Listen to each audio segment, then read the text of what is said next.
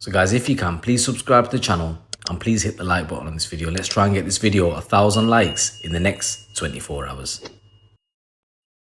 So guys, in this next story, 3 members of a Birmingham-based gang which was involved in the supplying of Class A drugs and sourcing firearms were convicted at Birmingham Crown Court yesterday.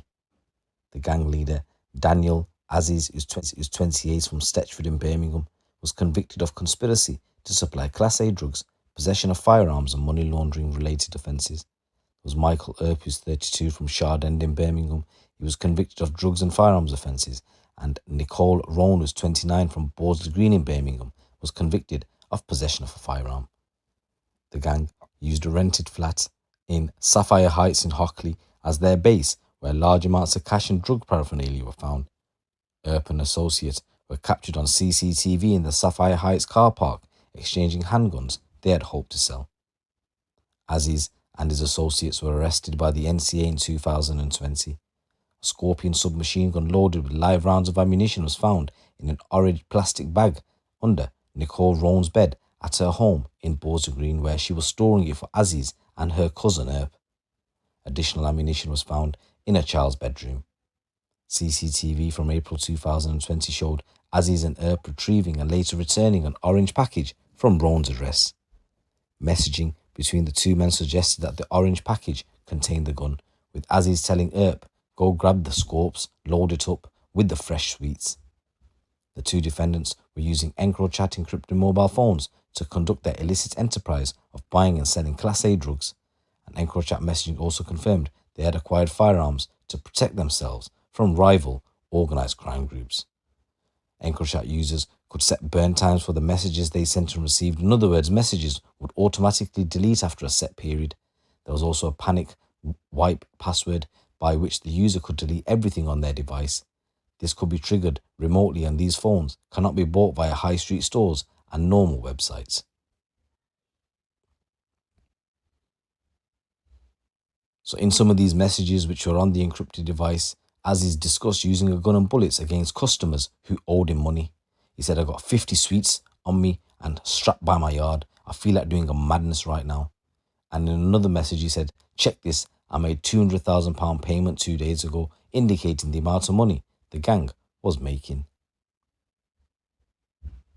Georgiana Venturella, the CPS specialist prosecutor, said, "The evidence in this case painted a picture of an organised criminal gang deeply entrenched in a lawless lifestyle and heavily involved in the sale of drugs.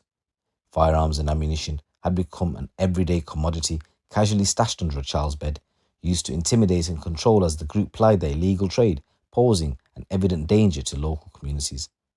The encrypted phone evidence was key in this case, showing Aziz directing operations from his handle, Lush Mace, and meant the NCA were able to piece together a detailed picture of the gang's movements. Securing these convictions has taken a group of dangerous criminals off the streets of Birmingham, and we will not hesitate to prosecute in cases like this. We will now start a Proceeds of Crime Act to recover illegally gained money and criminal assets. The NCA branch commander, Mick Pope, said this was a dangerous criminal organisation, heavily involved in bringing Class A drugs in from abroad and supplying them in Birmingham and throughout the UK. They also acquired a deadly firearm to scare and intimidate competitors and customers alike, but which of course presented a huge risk to any member of the public. It was clear from their Encrochat messages that Aziz was the ringleader of the group, controlling Earp and Rhone to carry out his drug deliveries and hide weapons. This investigation has taken a high-risk group of people off the streets and lethal weapons out of the hands of criminals. The NCA will continue to protect the public from the global trade in illegal drugs and firearms which bring violence and intimidation to the communities throughout the UK.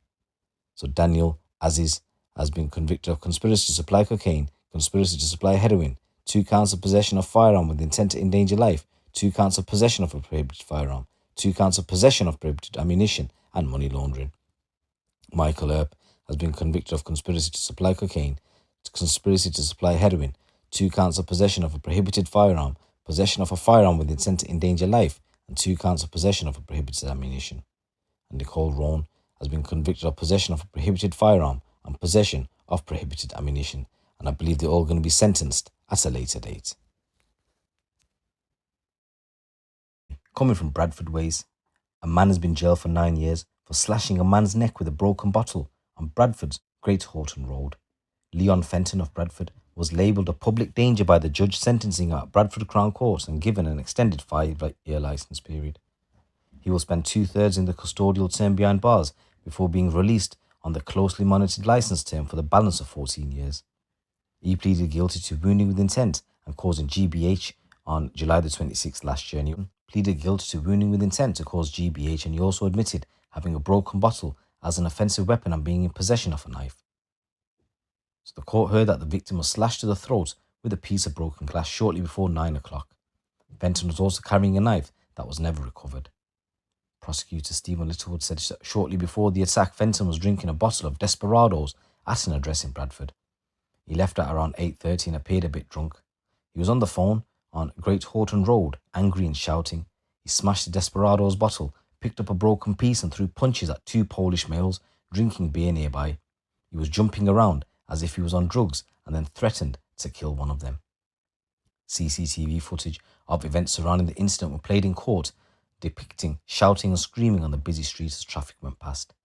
Fenton ran up and punched a Czech man aged 28 twice in the neck, causing a 6 to 8 inch slash wound. The victim threw a bike at Fenton after he was stabbed. He was bleeding while he was running away, with Fenton still threatening to kill him.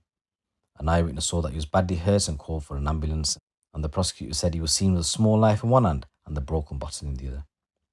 Police found the broken bottle thrown under a vehicle and Fenton had a cut to his hand. The victim was taken to hospital by ambulance and underwent surgery the following day when the wound was closed with 2 layers of stitches. In a victim personal impact statement, he said he hasn't slept properly since and has had nightmares in which he was slashed and someone wanted to kill him. He's been prescribed sleeping tablets and needs counselling, and he said he no longer went to the park with the children. His heart would beat fast and he became anxious. He said the incident has had a big impact on the whole family, with his partner saying he wasn't the same man as before. So Fenton has previous convictions for burglary when he was aged 15, dishonesty and criminal damage, battery, robbery, breach of court orders, common assault, possession of a knife, a fray, and assault occasioned actual bodily harm. From 2007 onwards, he committed battery, assault, possession of a knife on 2 occasions, possession of drugs with intent to supply, and assault on an emergency worker. His defence solicitor said his psychiatric and probation reports made reference to the client's mental health problems that were not assisted by his use of alcohol. So back in 2020, he was jailed for 2 years for possessions of knives and then locked up again for assaults on emergency workers. 4 months after his release from jail, he was drinking alcohol, saying he was a gangman and making violent drunken threats. The judge went on to say Fenton's father was currently serving a long prison sentence from a young age, and his son had modelled himself on his father, leading to a life of crime. So guys, these are a couple of news stories coming from the streets of the UK. It's your boy GT. Keep it locked, keep it real.